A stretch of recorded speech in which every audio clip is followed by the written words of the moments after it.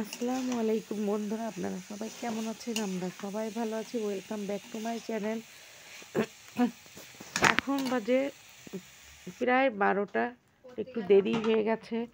অনেক ঠান্ডা পড়ছে। ঠান্ডার ভিতর আমি রান্নাঘরে রান্না করতে চলে আসলাম। প্রচণ্ড ঠান্ডা পড়ছে বিদায় রান্নাঘরে ঢুকতেও একটু আলসেমি হচ্ছে। আস্তে আস্তে সকালের রান্নাগুলো কমপ্লিট করে এখন আমি দুপুরের রান্না, সকালের নাস্তা অলরেডি অনেক আগেই হয়ে গেছে।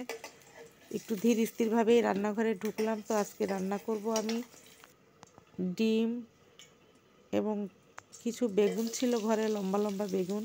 বাচ্চারা বেগুন খাইতে চায় না, একটু ভিন্ন রকম করে আমি বেগুন দিয়ে ডিম রান্না করব। প্রথমে কিছুটা বরবটি ছিলাম, বরবটি মাছের মাথা দিয়ে ওটা রান্না করে নিয়েছি। এখন এই যে আমি একটা ফ্রাই প্যান বসিয়ে দিয়েছি। আমি এর ভিতরে তেল দিয়ে কিছু পেঁয়াজ ভালো করে হালকা করে ভেজে নিয়েছি, তার ভিতর রসুন বাটা দিয়ে দিলাম। এখন আস্তে আস্তে আমি রসুন বাটাটা ভালো করে কষিয়ে নিব যাতে কাঁচা গন্ধ না থাকে।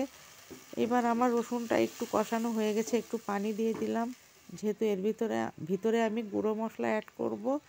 তো এক এক করে আমি 1 চামচ হলুদের গুঁড়া, 1 চামচ ধনের গুঁড়া, 1 চামচ লাল মরিচের গুঁড়া, 1 চামচ জিরা বাটা, এগুলো আমি সব দিয়ে দিব।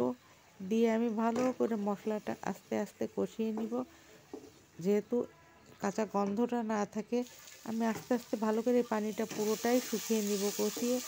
যখন তেল ছেড়ে দিবে তখন আমি হালকা করে একটু পানি দিয়ে দিব। এই যে হালকা করে একটু পানি দিয়ে দিয়েছি। এইবার হচ্ছে ভালো করে আবার আমি একটু কষিয়ে নিব। এই যে আমার মশলাটা কষানো কমপ্লিট। এখন ভেজে রাখা বেগুনগুলো আমি দিয়ে দিব। আমি বেগুনগুলো আলাদা করে ভেজে রেখেছিলাম। এই যে আমি এখন বেগুনগুলো আস্তে আস্তে উল্টিয়ে নেড়ে দিব। তারপরে নারকেলের দুধ আমি আলাদা করে রেখেছিলাম।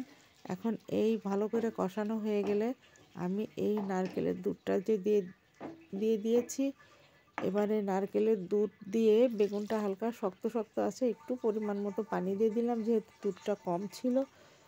তো এখন আমি ভালো করে ঢাকনা দিয়ে ঢেকে দিব। এবার আস্তে আস্তে যখন সিদ্ধ হয়ে যাবে, কিছুটা আমি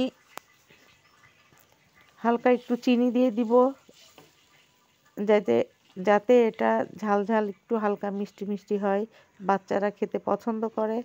তারপর আমার ভেজে রাখা ডিমগুলো আমি এর ভিতর ছেড়ে দিব।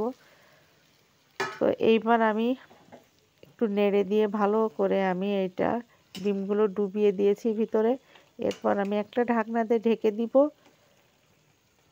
তো আস্তে আস্তে যখন ঝোলটা শুকিয়ে আসবে বা বেগুনগুলো একদম সিদ্ধ হয়ে নরম হয়ে যাবে, তখন এইটা আমি নামিয়ে নিব। এই খাবারটা বাচ্চারা আমার খুব পছন্দ করে। তো এই যে হয়ে গেল আমার ডিম বেগুনের দোলমা। তো বন্ধুরা, আপনারা সবাই ভালো থাকবেন, সুস্থ থাকবেন, আমাদের জন্য দোয়া করবেন।